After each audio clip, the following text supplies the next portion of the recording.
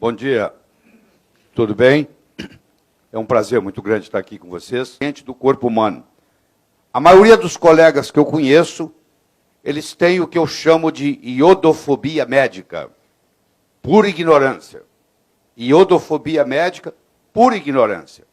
Eu espero curar essa iodofobia de vocês aqui hoje.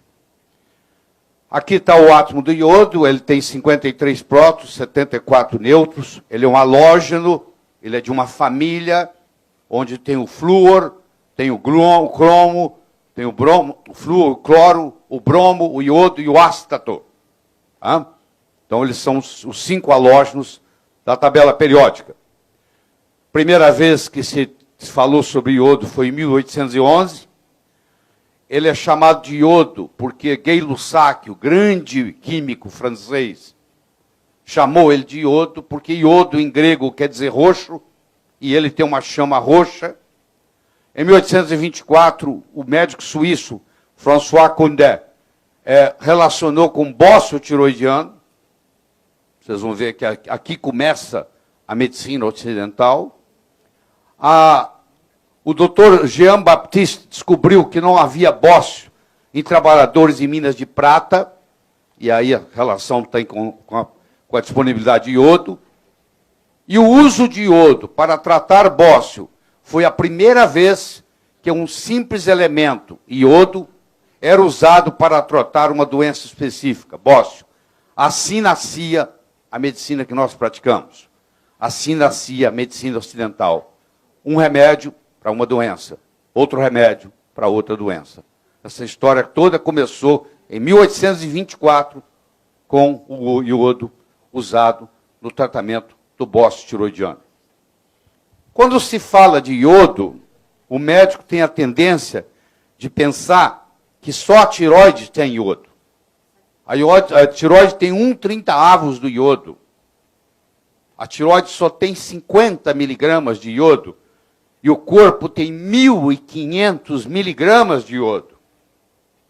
Você vê, falou em tireoide, falou em iodo, falou em tireoide. Não necessariamente. 20% do iodo está na pele, 32% está no músculo, 35% está no tecido adiposo. Então é muito importante você entender isso, porque a pessoa vai pensar assim, se você está tomando um hormônio tiroidiano, como o hormônio tiroidiano já tem iodo, que não há necessidade de fazer suplementação de iodo. É pelo contrário. Quem está tomando hormônio tiroidiano deve fazer suplementação com iodo, porque vai requerer muito mais iodo do corpo inteiro. Então, principalmente a tireoide, os ovários e as mamas na mulher, e a tireoide e a próstata no homem. Não é que são só essas, mas existe uma tendência do iodo a se acumular nos tecidos glandulares, principalmente a tireoide, a mamas, ovários e próstata. O que acontece? Quando a tireoide não tem iodo suficiente para trabalhar, no mecanismo de defesa, a tireoide aumenta de tamanho. Porque aumentando de tamanho, talvez possa segurar mais iodo. Então, o bócio tiroidiano, que todos que lhe mostraram até hoje um bócio tiroidiano, mostraram uma mulher. Quando você aprendeu na sua aula de semiologia, na faculdade de medicina, sobre bócio tiroidiano, foi mostrado para você uma foto de uma mulher, como eu estou mostrando aqui, porque até é difícil achar na internet um bócio tiroidiano em homem. E você vai entender daqui a pouco por que mulher tem 10 a 15 vezes mais bócio tiroidiano do que homem. Então, a tireoide aumenta como um mecanismo de defesa, tentando acumular mais iodo. Toda a célula do corpo utiliza iodo. Glóbulos brancos, por exemplo, necessitam iodo para promover a defesa contra a infecção. O iodo está concentrado no sistema glandular, acabamos de falar isso. A tireoide contém apenas 50 miligramas de iodo. Mamas, glândulas salivares, glândulas parótidas, pâncreas, fluido cérebro-espinhal, cérebro, principalmente a substância nigra, que você sabe que é onde começa o Parkinson. Vocês vão ver o efeito da suplementação de iodo em Parkinson, a explicação está aqui. A mucosa gástrica, a pele, as glândulas lacrimais, etc. Todas têm grande concentração de iodo. Quando o paciente está sendo suplementado com hormônio tiroidiano, ele precisa mais ainda de iodo. Eu não vejo um paciente na medicina comum que está recebendo hormônio tiroidiano sendo suplementado com iodo. E no frigir dos ovos, 50% dos pacientes com hipotiroidismo não estão sendo diagnosticados. 50% dos diagnosticados não estão sendo tratados. E 50% dos tratados não estão sendo bem tratados. Infelizmente, isso é um problema seríssimo na medicina. O paciente, no caso, a paciente, vai de médico para médico, para médico, para médico. Ninguém consegue resolver os problemas, porque eles se baseiam nos exames laboratoriais, no TSH, no T4, no T3, muitas vezes nem pede T3, no T3 reverso, que raramente é pedido, e eu vou enfatizar mais uma vez, você pode ter o TSH normal, o T4 normal, o T3 normal e ter hipotiroidismo. Chama-se hipotiroidismo tipo 2, que, aliás, é o mais comum. Tá? É o mais comum. Sempre que prescrever hormônio tiroidiano, prescreva também suplementação com solução de Lugol. Jean Lugol, grande médico francês, em 1829, talvez por uma inspiração divina, misturou o iodo com o iodeto. E vocês vão ver as consequências terapêuticas disso aí. A habilidade de suar é controlada pelo iodo. O paciente, geralmente com câncer de pele, ele entra no seu consultório. O paciente com melanoma, por exemplo, ele entra no seu consultório e você pergunta para ele assim, quanto tempo tem que ser um SUA? Como é que o senhor sabe? Como é que a senhora sabe que eu não suo? Tem 4 anos que eu parei de suar. Pois é, para suar, precisa de iodo. O paciente com câncer, geralmente, ele não sua 3, 4, 5 anos. E isso predispõe ao câncer, principalmente o câncer de pele. Porque 20% do iodo está na pele. Quando você tem deficiência de iodo, você tem uma predisposição a câncer de pele, que é um dos cânceres, o câncer de pele e o câncer de tireoide são os cânceres que mais crescem no mundo, estatisticamente, hoje. O NHANES, para quem não está familiarizado com o NHANES, é o National Health and Nutrition Examination Survey. Não é feito pelo Departamento de Saúde, é feito pelo Departamento de Agricultura americano. Cada 4, 5 anos, eles fazem um levantamento total de que nutrientes os americanos estão ingerindo. E, nos últimos 30 anos, se você comparar o NHANES de 1971 com o NHANES de 2000, mostrou uma diminuição de 50% na ingestão de iodo nesses 30 anos. Quando a sua mãe tinha a sua idade, ela ingeria o dobro de iodo que você ingere hoje. Tá? Está aqui, ó, 1970, 2000. A ingestão de iodo caiu 50% nos Estados Unidos. E no mundo, o resto do mundo também não é diferente. Por que a explicação para isso? Porque o solo ficou pobre. Se você planta tomate no mesmo solo todo ano, 10 anos seguidos, aquele tomate não vai ter iodo nenhum, porque vai acabar o iodo no solo. E quando você, o plantador, lá, o agricultor repõe, ele põe fósforo, ele põe nitrogênio, ele põe potássio.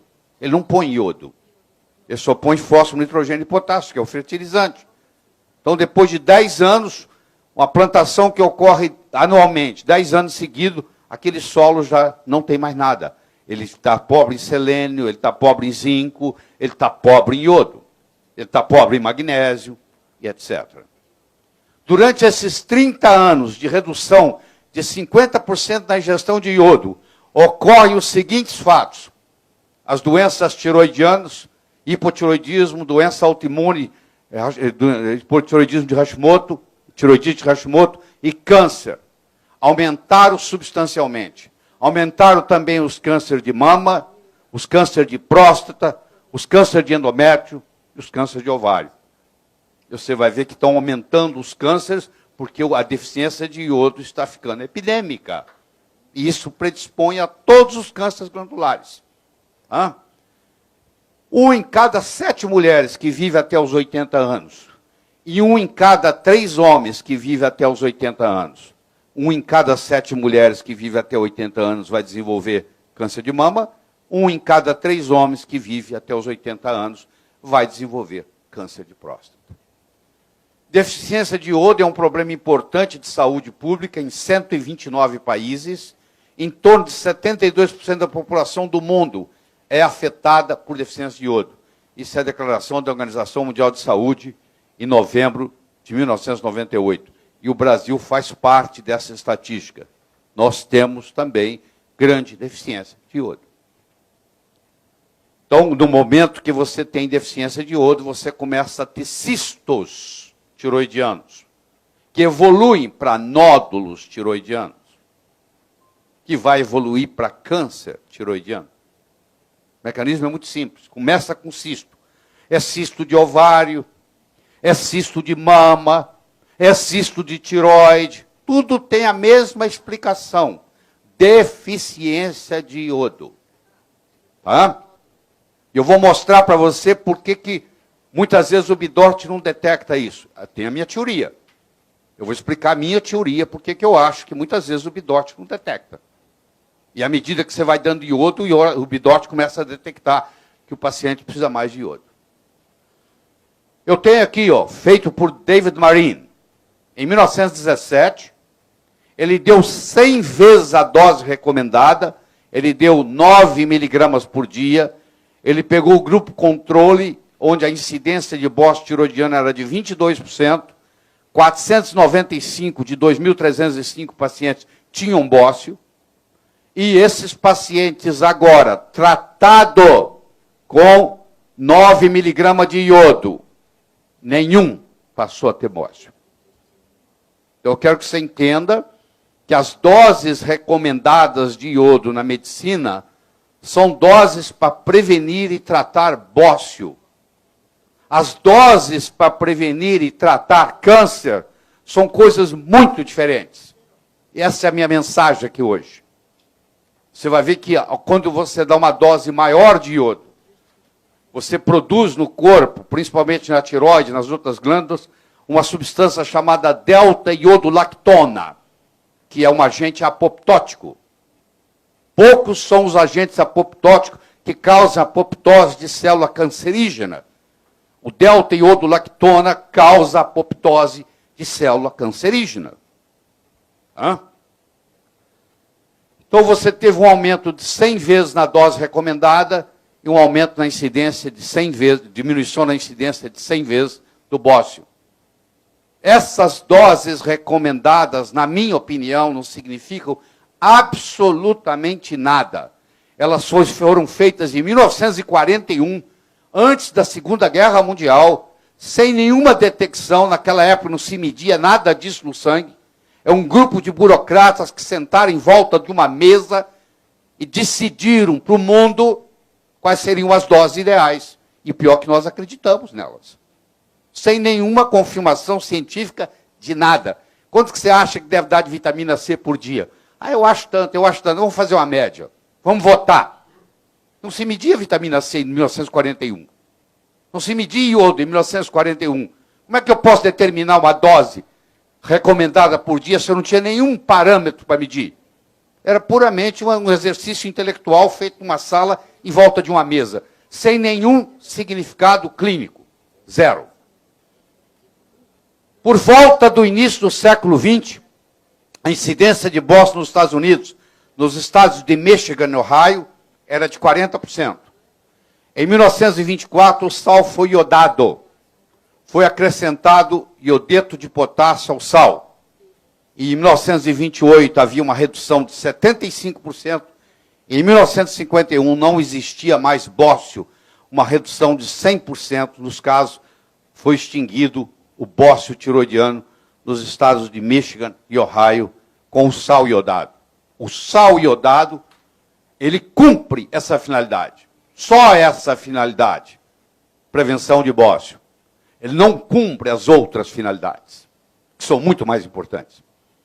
Vou deixar bem claro isso. A biodisponibilidade do sal do iodeto de potássio no sal iodado é de 10%. E a dose é mínima, é de 77 microgramas por grama de sal. Só isso. Tá? Muito pouco. Hoje, recomenda-se que o adulto ingira 150 microgramas por dia de iodo, que a grávida, qual a mulher grávida que você lembra que o ginecologista pediu para ela aumentar a ingestão de iodo? Isso não acontece. 220 microgramas por dia, a lactente 290. Qual a lactente que você, com exceção da minha filha, que quando está amamentando os netos, eu faço ela tomar iodo, eu não vejo nenhum médico recomendando que a lactante tem que aumentar a concentração de iodo. Foi estabelecida para prevenção de bócio. São doses muito pequenas. Isso que eu estou mostrando aí. Mas eu estou mostrando que há uma diferença entre o adulto, a grávida e a lactante. Tá? A mortalidade neonatal diminuiu 50% com o tratamento das mães com deficiência de iodo, publicado nos jornais de maior prestígio médico, que é o Lancet, em 1997. Mulheres japonesas são as que consomem a maior quantidade de iodo entre todas as mulheres do mundo. Uma mulher japonesa consome diariamente em torno de 13,8 miligramas de iodo por dia, porque elas ingerem o seaweed, a alga. E o Japão tem a mais baixa taxa mundial de mortalidade perinatal.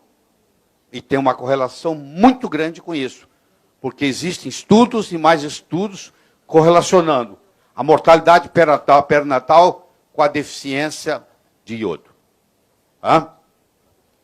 Olha que coisa fascinante. Eles pegaram mulheres grávidas que tinham um hipotiroidismo e dividiram em 3 grupos. O primeiro grupo, essas mulheres grávidas iam receber uma suplementação de iodo a partir da 4ª à 6ª semana de gravidez até o final. Começava entre a 4ª e a 6ª semana de gravidez até o final. O segundo grupo ia começar a suplementação de iodo entre a 12ª e a 14ª semana de gravidez até o final. E o terceiro grupo não receberia iodo durante a gestação, mas só no pós-parto. Com 18 meses, foi feita a avaliação do QI dessas crianças.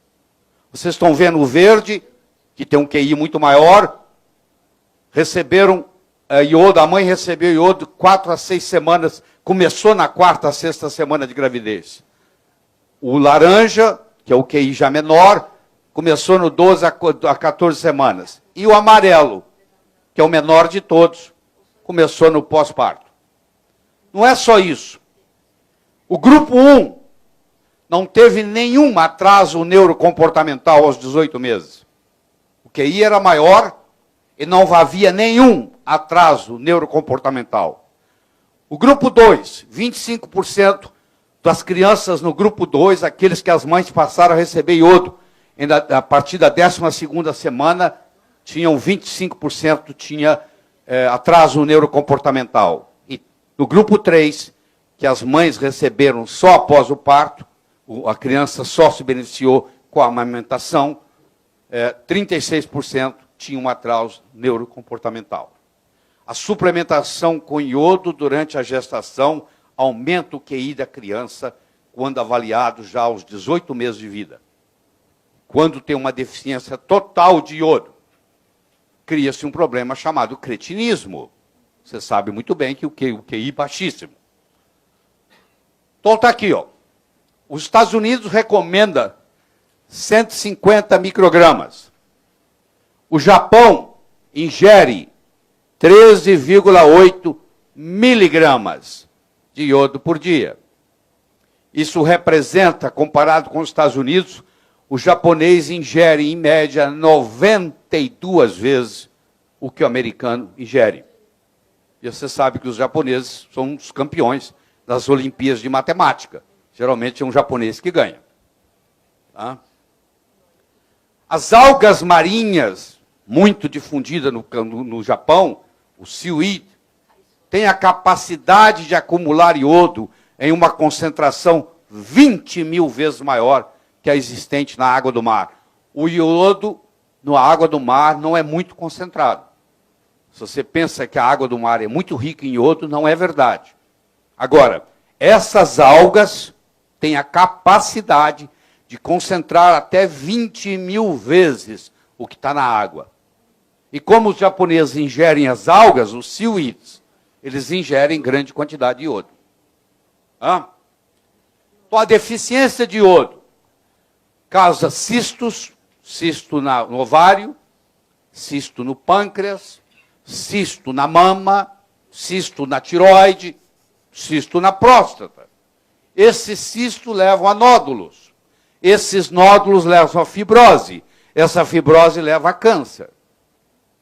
Então, essa é a história. Cistos, nódulos, fibrose, câncer. Em tireoide, mamas, em útero, em ovário, em próstata. Que é onde mais precisa de iodo. O doutor Brownstein fez uma... Ele está chegando a quase 5 mil casos de estudo. 5 mil... Ele está com 4.800 e qualquer coisa. Chegando a 5 mil casos de estudo. Ele mostrou que a população americana, 96,3%, tem deficiência de iodo. Eu acredito que a população brasileira não tem diferença disso, não. É justamente isso. Mais de 95% tem deficiência de iodo. E isso causa todos esses problemas que vocês estão vendo. É difícil você encontrar uma mulher hoje que não tem uma doença fibrocística mamária. Você vai examinar com cuidado, você encontra cisto na mama das mulheres. Grande maioria. E aí, olha o problema que dá. Aí ela vai para a biópsia, ela acha que tem câncer. É toda uma problemática desnecessária. Isso podia ser prevenido ou tratado simplesmente com iodo. Nódulos tiroidianos benignos e malignos têm uma concentração diminuída de iodo quando comparado com o tecido normal. 56% no caso de nódulos benignos e 3% no iodo encontrado no tecido normal, no caso maligno. Ou seja, quanto menos iodo você tem no nódulo, mais malignidade ele vai desenvolver. Nos nódulos tiroidianos benignos, há uma diminuição de 50% com relação ao tecido normal, e no nódulo maligno tiroidiano, só 3% do nódulo, só 3% do iodo comparado com o tecido tiroidiano normal. Tratamento e cura de doença fibrocística da mama, John Myers, 1976. Passar na vagina e no colo do útero um cotonete embebido em solução de iodo a 2% ou Lugol a 5%. Em seguida, injetar endovenosamente magnésio sulfato 2 gramas com 200 mg de vitamina B6. Repetir o procedimento semanalmente até desaparecimento total do cisto. Mais de 50% dos casos some na primeira aplicação. Em 40 minutos, a mulher não tem mais cisto de mama. A mulher vai dizendo para o doutor, doutor, os meus cistos estão desaparecendo. Isso na mesa obstétrica. 40 minutos, a maioria some, não tem nada. Isso foi publicado pelo John Myers, está aqui a publicação original dele, em 1976. E aqui está, ó, funciona todas as vezes. Olha que coisa simples, ao invés de ficar fazendo biópsia e não sei o quê, simplesmente você aplica iodo no colo do útero, ou você aplica iodo oral. Espera, aqui no Brasil, eu ensino os meus alunos, eles fazem iodo oral e vão acabando com as doenças fibrocísticas da mama dos pacientes. A contratura de Dupuytren. Você deve conhecer brasileiros que têm isso. Inclusive, pessoas famosas, aí, pianistas e etc. Será que lembraram de dar para ele iodo? Pois é, essa contratura aí que eles operam, não sei o quê, isso é deficiência de iodo. É só dar iodo que isso aí acaba. E a doença de Peyronie? Quantos casos você já viu de doença de Peyronie? Que hoje está mais frequente ainda. Você imagina uma situação dessa, esse indivíduo está com pênis ereto, olha que situação, e o cara, muitos suicidam, por quê? Por deficiência de iodo. Isso aí você cura com iodo, testosterona e ozônio. É uma trilogia. Iodo, testosterona e ozônio, porque o ozônio tem que tratar a fibrose, porque aí ficou uma fibrose. Não adianta fazer cirurgia, não adianta esticar o pênis, não adianta pôr peso, não resolve nada. O problema é metabólico, é deficiência de iodo. Deficiência de selênio predispõe ao câncer, aumenta 5,8 vezes. A suplementação com selênio diminui a incidência de câncer de pulmão em 48%, de próstata em 63% e de colo retal em 58%, publicado no JAMA. A história não se resume somente à deficiência de iodo. Quero enfatizar o seguinte: se o único instrumento que você tem é um martelo, todo problema você pensa que é prego. Eu não estou querendo dizer que é só iodo. Eu estou mostrando que a aula é sobre iodo. Mas existem outros minerais que também estão faltando no solo, como é o caso do selênio. Outra vez eu enfatizo para você, se você tiver a oportunidade, adquira esse livro, baixa ele está na forma de e-book, e leia sobre câncer de mama e deficiência de iodo, que vai melhorar muito seu consultório. O iodo tira a imortalidade das células cancerígenas, fazendo com que elas voltem a ter apoptose. E eu vou explicar para você um mecanismo como isso ocorre. Tá bom? As taxas de sobrevivência das vítimas de câncer de mama são virtualmente as mesmas nos últimos 70 anos, mesmo com o uso de mamograma, cirurgia, quimio e rádio. O que está acontecendo? Não melhorou em nada o outcome, o resultado de tratamento de câncer de mama nos últimos 70 anos. Está se fazendo o diagnóstico mais cedo. A pessoa fica mais tempo com câncer, só isso. Os diagnósticos são mais prematuros. E, consequentemente, a pessoa fica mais tempo com câncer. Por isso que aumentou a sobrevida. Porque o diagnóstico está sendo feito mais prematuramente. Só isso. E a pessoa dá a impressão, não, nós melhoramos, porque agora a sobrevivência é maior. Não é maior a sobrevivência. O diagnóstico está mais prematuro. É só isso. Porque se você analisar estatisticamente, como foi analisado pelo Cancer Statistics, você vai mostrar que nos últimos 70 anos não houve mudança na mortalidade. Nada. Progresso nenhum. A iodofobia, o Guy Abraham, que morreu caindo da bicicleta, está aí. Isso é uma citação dele. É provavelmente o indivíduo que mais estudou iodo no mundo. Ele era um professor da Universidade de San Diego, na Califórnia. Ele dedicou a vida dele toda a iodo. Ele que criou o teste para medir o iodo na urina. O que é iodofobia médica? É um medo injustificável de fazer uso de iodo e iodeto inorgânico, não radioativo, dentro de uma dose que é sabido ser extremamente segura e eficaz no tratamento de sintomas e sinais de deficiência de iodo e iodeto. Então, nós temos uma iodofobia médica. Você tem. Você pode não estar a par dela. Mas na sua faculdade de medicina, o seu professor lá, coitado, erradamente falou, cuidado com o iodo. O iodo pode destruir a tireoide. Iodo que destrói tireoide é iodo orgânico. Eu estou falando de iodo inorgânico. Iodo orgânico é o iodo que você encontra no contraste. Faz 3 radiografias contrastadas no mês, para você ver. As lesões que você vai ter na tua tireoide. Pode ser irreversível. Tem pessoas aí que estão com hipotiroidismo por repetir radiografias contrastadas, porque o contraste tem iodo orgânico. Faça uso de amiodarone, que é um antiarrítmico potente, que também tem iodo e é orgânico e destrói a tireoide. Como o amiodarone destrói a tireoide, como o contraste destrói a tireoide, como eles têm iodo, papagaio come milho e periquito leva fama. Ah, não, então iodo é perigoso. Aquilo é iodo orgânico. Eu estou conversando sobre iodo inorgânico, não radioativo. Você vai dizer assim, se você conversar com um colega que tem iodofobia, ele vai citar para você Wolff-Chaikoff. E o fenômeno do Wolff-Chaikoff? Primeiro que o Wolff-Chaikoff fez um estudo em rato, não foi em gente.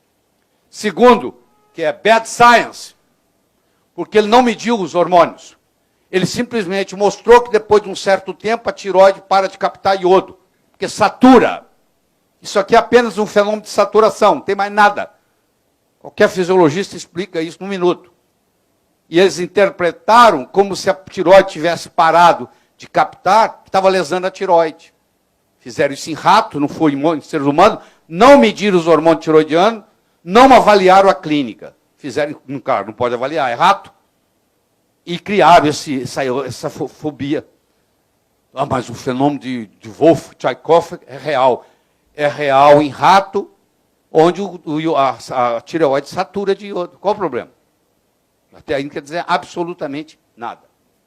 A não captação de iodo pela tireoide era uma manifestação de saturação e não de incapacidade de captar iodo. Hormônios tireoidianos não foram medidos. Bad science. Hã? Olha o que o Dr. Guy Abraham fala. Iodofobia médica pode ter causado mais sofrimento e morte humana que as duas grandes guerras juntas, deixando de prevenir patologias com doses diárias de iodo necessárias para a otimização física e saúde mental. Hã? A dose de iodo para causar iodismo é 6.667 vezes a dose recomendada. Eu tomo 500 vezes a dose recomendada há mais de 10 anos. Eu tenho 68 anos de idade. Parece que não está fazendo mal, não. Há mais de 10 anos eu tomo 50 miligramas de Iodoral por dia. Eu estava recentemente na mesma sala que o David Brownstein, fazendo um curso com ele sobre iodo, e eu perguntei para ele, Dr. Brownstein, quanto que o senhor toma de iodo por dia? Ele falou, tomo 75 miligramas, mas o Dr. Abraham toma 100 miligramas por dia. O Dr. Abraham toma 100, o Dr. Brownstein toma 75. Eu tomo 50. A dose recomendada é 150 microgramas. Por que eu tomo 50? Porque você vai entender daqui a pouco, por causa dos outros halógenos, por causa da radiação, porque o excesso sai na urina, não tem problema nenhum, zero. Eu dou para... Minhas filhas engravidam, entra no iodo. Os meus netos começam a tomar iodo com 2, 3 meses de idade. Tudo no iodo. Toma muito mais iodo que você, não tem nem comparação. Dose de iodo inorgânico superiores a 6.677 vezes recomendado tem sido associado com sintomas de hipertiroidismo. Como é que você vai conseguir chegar nessa dose? É impossível. Ação terapêutica do iodo. O iodo é um agente alcalinizante. O iodo é antibacteriano. O iodo é antifúngico. O iodo é antiviral. O cirurgião não passa a tintura de iodo antes de fazer o corte na pele. Você acha que é para quê? Para prevenir bactéria, fungo e vírus. De infectar. O iodo é antiparasítico. Elimina as lombrigas. O iodo é anticâncer. Potentíssimo anticâncer. Pelo fenômeno da delta-iodolactona. O iodo é um agente destoxificante.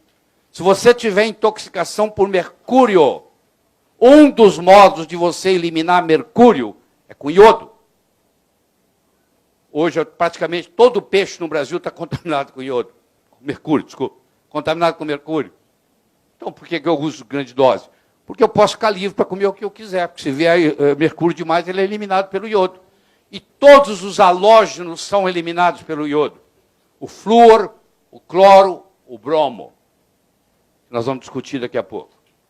É um agente mucolítico. Iodo não é muito solúvel em água. Em 1829, o Dr. Jean Lugal descobriu que a solubilidade do iodo aumentava quando acrescentada a solução iodeto de potássio. A justificativa dele foi essa. Eu acho que ele tinha uma inspiração divina. Porque você vai ver que você tem que dar iodo e iodeto. Se você der iodo só não funciona, se você der iodeto só não funciona. Por isso que a solução de Lugol é mágica. Solução de Lugol a 5%, ela tem 5% de iodo e 10% de iodeto de potássio. Ela é chamada solução de Lugol forte, ou solução de Lugol a 5%. Se você tomar 2 gotas por dia de solução de Lugol a 5%, você está ingerindo a mesma quantidade de iodo que um japonês ingere no Japão. Vou falar de novo. Se você fizer 2 gotas por dia de solução de Lugol a 5%, você está ingerindo a mesma quantidade de iodo que um japonês ingere no Japão. em torno de 13 miligramas. Eles ingerem 3,8 miligramas. 2 gotas de solução de Lugol a 5% contém 5 miligramas de iodo e 10 miligramas de iodeto. Agora vem o fascinante. Isso aqui é fascinante. Por que que quando você vai numa área onde tem bócio endêmico, se você pegar crianças de 8 anos de idade, meninos e meninas de 8 anos de idade, eles têm a mesma incidência de bócio. Quando eu pego jovens adolescentes de 15 anos, as meninas têm 10 vezes mais bócio do que os meninos. Por que que aos 8 anos a incidência é a mesma, mas quando chega aos 15 anos, a incidência aumenta 10 vezes na mulher? Porque a mulher cresce mama. E a mama puxa iodo. Já está baixo o iodo. A mama agora requer iodo, demanda iodo. A tireoide tem menos iodo ainda. Aí desenvolve o bócio. Por isso que o bócio tiroidiano é 10 vezes mais comum na mulher do que no homem. Por isso que quando você fez o seu curso de medicina, na aula de semiologia, o professor te mostrou o retrato de uma mulher com bócio, e não um homem com bócio. Olha só, meus amigos, a tireoide não usa iodo. A tireoide usa iodeto. Muita gente não sabe dessa diferença e dá iodo. E fala assim, a aula aí fala muito bonito, mas na hora da prática não funciona. Eu estou dando e não mudou nada. Querido, você está dando iodo. Para a tireoide você tem que dar iodeto. A tireoide não trabalha com iodo. A tireoide trabalha com iodeto. A pele não trabalha com iodo. A pele trabalha com iodeto. As glândulas salivares trabalham com iodeto. O esôfago trabalha com iodo. Deficiência de iodo, câncer de esôfago. O estômago trabalha com iodo. Deficiência de iodo, câncer de estômago. A próstata trabalha com iodo. A mama, vocês estão vendo aqui, eu peguei mamas. No plural, eu pus as primeiras 3 letras em branco, as 2 outras em amarelo. Ela trabalha com iodo e iodeto. Mais iodo do que iodeto. Mas ela trabalha com os dois. Então, para eu atingir tudo isso, para eu atingir a tireoide, a pele, as glândulas salivares, a próstata, o estômago, o esôfago e as mamas, eu tenho que trabalhar com a solução de Lugol. Porque a solução de Lugol já me dá o iodo e o iodeto juntos. E tem que ser inorgânico, que já é. Então, o grande truque é esse, é inorgânico. Isso é que os médicos não entendem.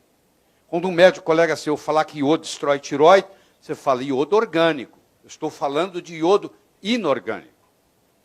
A tireoide, a mama, a pele e as glândulas salivares usam iodeto. A mama usa também iodo, mais que iodeto. Então, para guardar isso aqui, ó, a tireoide usa iodeto, o estômago usa iodo, a mama usa os dois. Isso é uma descoberta fantástica que o Dr. Guy Abraham fez durante a vida. Um detalhezinho que faz toda a diferença, que faz a diferença. E se você adquirir na Amazon.com, isso aqui é uma solução de Lugol a 5%, está vendo aqui? Ó, a 5%, é chamada solução de Lugol forte, 2 gotinhas dessa, meio copo d'água por dia. Você está fazendo a mesma coisa que os japoneses fazem comendo seaweed. Ou você pode mandar manipular no Brasil em qualquer farmácia de manipulação, contanto que a pessoa entenda o que é a solução de Lugol a 5%. Se ela não entender, você tem que explicar para ela. Bom, a solução de Lugol a 5%, também chamada solução forte Lugol, quando você fizer uma farmácia que eles não têm experiência, você receita assim, ó, iodeto ressublimado, iodo ressublimado 50. Eu sei que você já esqueceu o que é ressublimação, mas você estudou isso na bioquímica.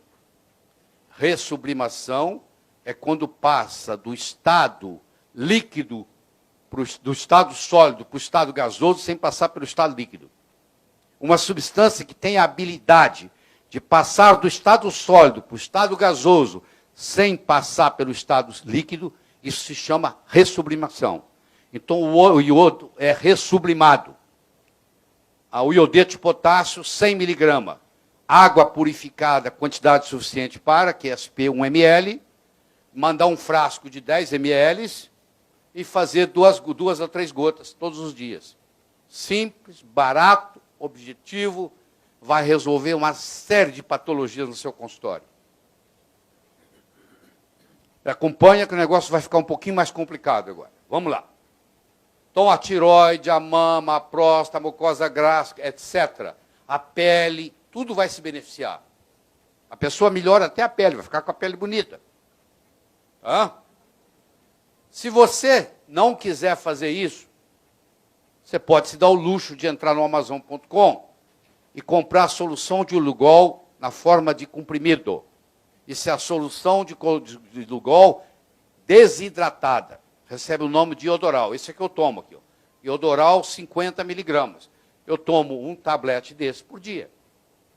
Tem de 50, tem de 100, tem gente que toma de 100, tem de 25, tem gente que toma 25, tem de 12,5, tem gente que toma 12,5.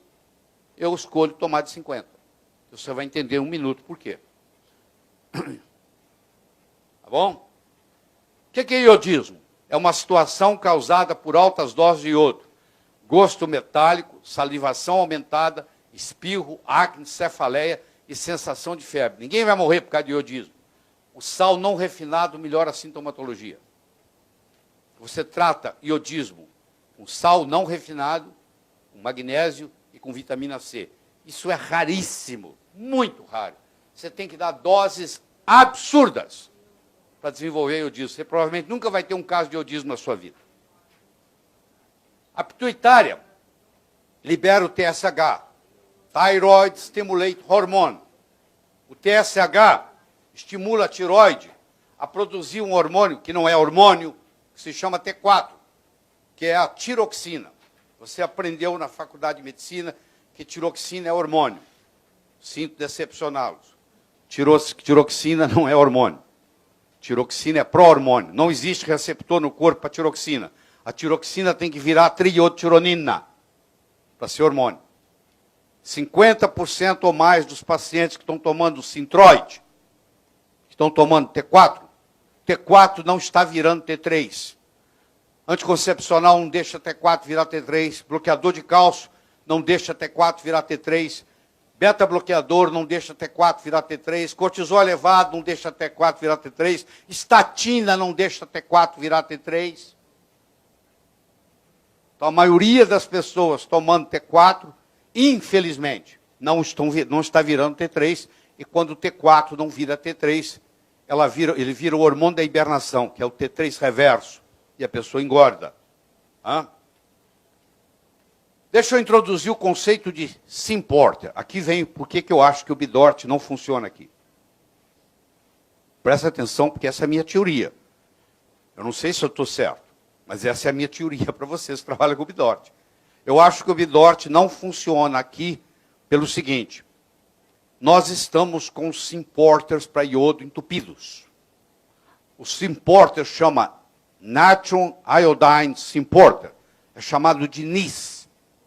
O NIS faz o iodeto entrar na célula junto com sódio. Infelizmente, ele hoje está entupido na maioria das vezes. Como ele está entupido, você faz o Bidort fala que você não está precisando de iodo, porque não tem onde o iodo ir, porque o Symporter está bloqueado, está quebrado. Um carro que está quebrado não precisa de gasolina. Então acusa que não precisa de iodo. Você começa a dar iodo, o Symporter começa a desentupir. E aí você vai ver que logo nas consultas seguintes, o Bidort começa a dar que precisa de iodo. E a minha teoria está aqui, pelo Symporter. Vocês vão testar e depois vão me dar feedback. Bom?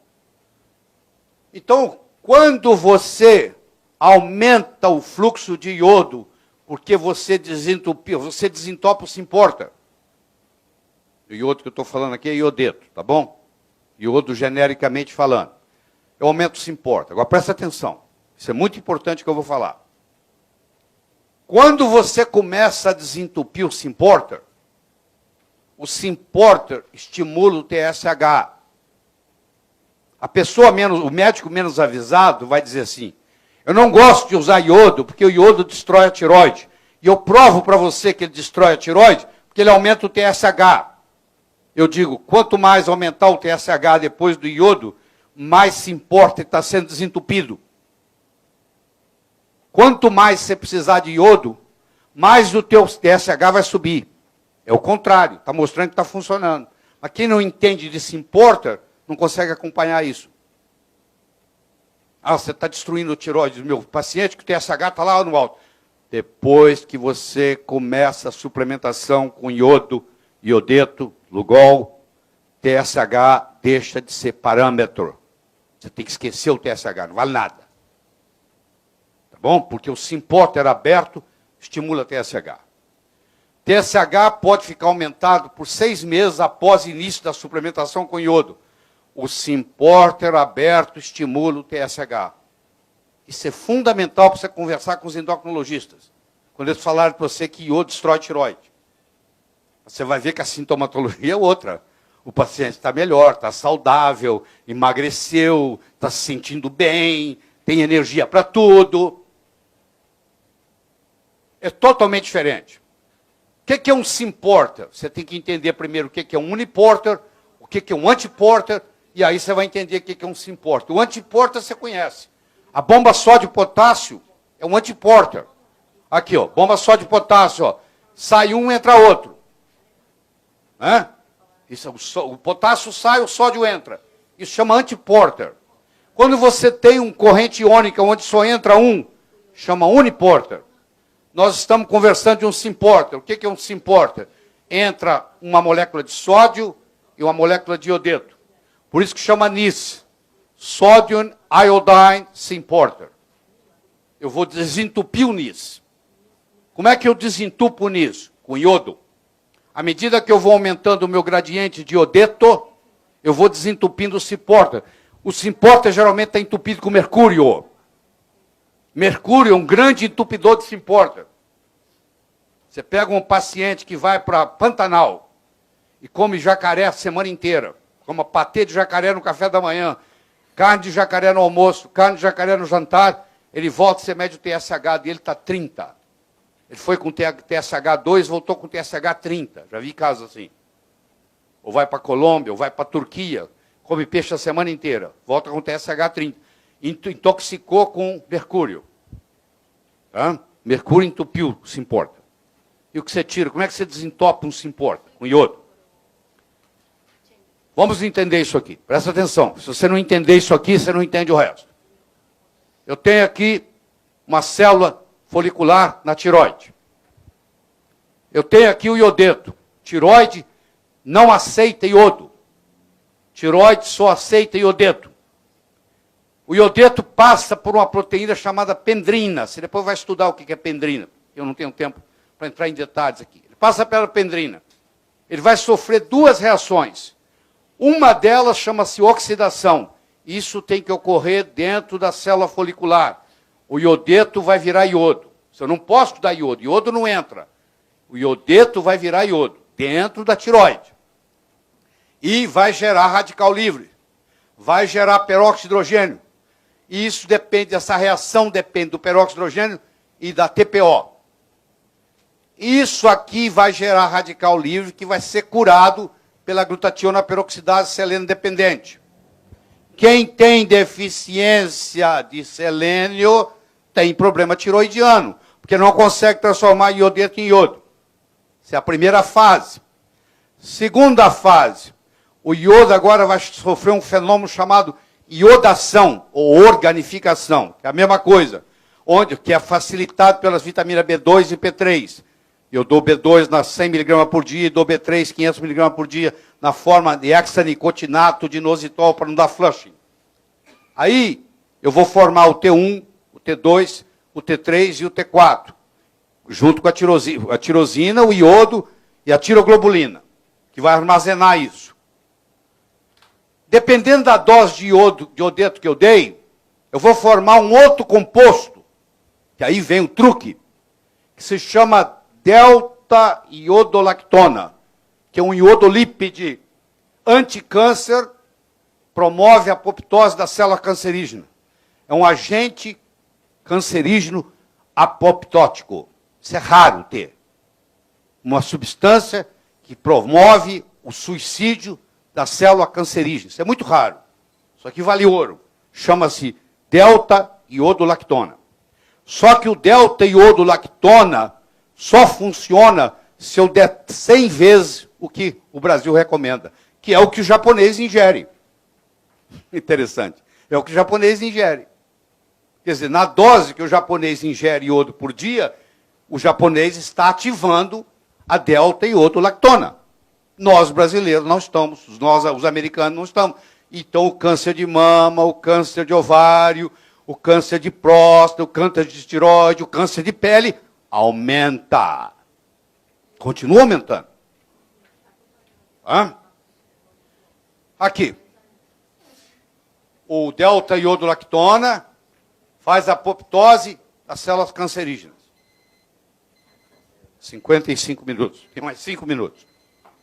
Faz a apoptose da célula cancerígena. Tá? Olha como é que funciona. Olha aqui. Aqui está o Symporter sódio, potássio, sódio, iodo. Entre o iodo entra o sódio. O iodo entra, ele passa pela pendrina, está vendo a pendrina aqui? Ele cai nessa área aqui do colóide do folículo. Aqui é o colóide do folículo. Ele sofre o fenômeno de oxidação, ele vira iodo ao invés de ser iodeto. Ele entra em iodeto, passa pela pendrina em iodeto, vira iodo, está vendo? Iodeto é negativo, iodo é neutro, está vendo lá? Ele vira iodo pela oxidação, aí ele vai sofrer o problema de iodinação, que é a organificação do iodo.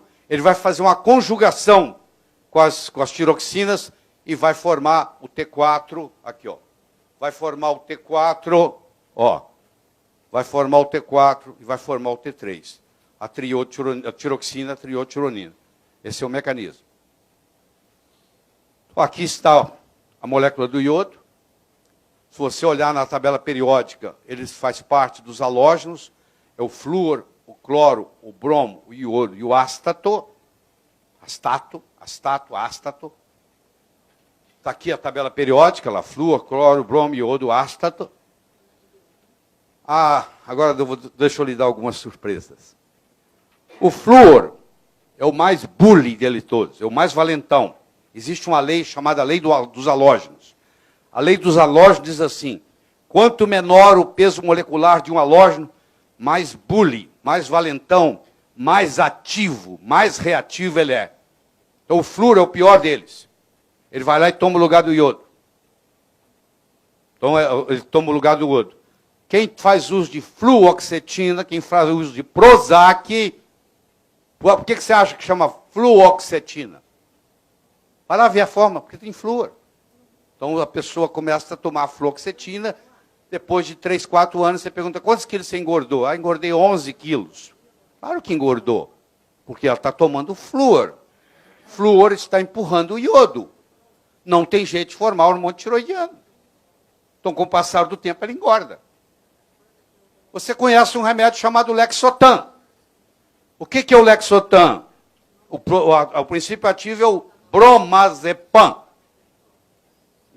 O nome comercial é Lexotan, que também engorda. Por que engorda? Porque ele é feito de bromo. Bromo é um halógeno, ele compete com iodo. Quem toma Lexotan, depois de um certo tempo, começa a engordar. Por hipotiroidismo. Eu tenho o flúor, o cloro, o bromo e o iodo. Chama as leis dos halógenos. Quanto menor o peso molecular, mais bully é. Então o flúor é o pior deles todos. Infelizmente. Nós temos flúor na água. Nós temos flúor na pasta de dente. Nós temos flúor nos remédios. Acabei de mostrar a fluoxetina para você. E você sabe muito bem que flúor não previne nem trata cárie dentária, ele nunca tratou. Isso é uma piada. A queda das cáries dentárias começaram muito antes de colocarem flúor na água. E os países mais inteligentes nunca deixaram colocar flúor na água. Tá bom? Que é um veneno. Que é um absurdo. Brometo está em todo lugar. Quando você compra um carrinho novo, aquele cheirinho de carrinho novo é brometo. Se você come pão, o fermento que a padaria usa é brometo. Você deixa um carro desse parado no estacionamento no sol, quando você volta para dentro do carro, está cheio de brometo. Você não pode ligar o ar-condicionado e sair. Você tem que baixar as janelas e deixar o ar sair pelo menos uns 5 minutos, para depois fechar os vidros e ligar o ar-condicionado. Porque se você entrar com o sol, está lá cheio de brometo. Você está se intoxicando diariamente com isso. O seu carro fica lá no sol o dia inteiro, você chega lá à noite, para pegar o carro, está cheio de brometo. E você vai engordando e não sabe por quê. Você vai desenvolvendo hipotiroidismo. Ah? A quantidade de bromo aumentou 10 vezes no leite materno na última década. 10 vezes. Ou seja, intoxicação por bromo é epidêmica. Intoxicação por flúor é epidêmica. Intoxicação por cloro é epidêmica. Você tem cloro na água, você tem cloro na piscina. Você tem cloro na sauna úmida. Não faça sauna úmida no Brasil. Porque quando você esquenta o cloro, ele vira um gás venenoso.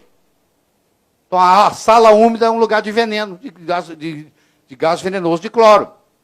Faça sauna seca, não úmida. Para fazer sauna úmida, a água tem que ser tratada com ozônio. Não pode ser tratada com cloro. Desintoxicação de bromo é atingida através da suplementação de iodo, mais sal não refinado. A reação de Hersheimer, você já ouviu falar nisso, claro. A reação de Hersheimer, tem gente que vai tomar iodo e vai passar mal. Não tem nada a ver com iodo. Quem estiver tomando iodo e começa a passar mal, é porque essa pessoa tem uma intoxicação muito séria por flúor, por cloro, por bromo ou por mercúrio. E ela tem uma reação chamada Hersheimer, onde isso sai do tecido, vai para o sangue e vai para o cérebro. E a pessoa passa mal. Para você prevenir a reação de Hersheimer, você usa sal não refinado, você usa magnésio, você usa vitamina C. Você previne e trata Hersheimer. Se você vai dar iodo para uma pessoa que você acha que está muito intoxicada, profilaticamente você faz isso aí. Eu espero que você se sinta curado da iodofobia médica. Tá? Os seus pacientes irão agradecer, e muito.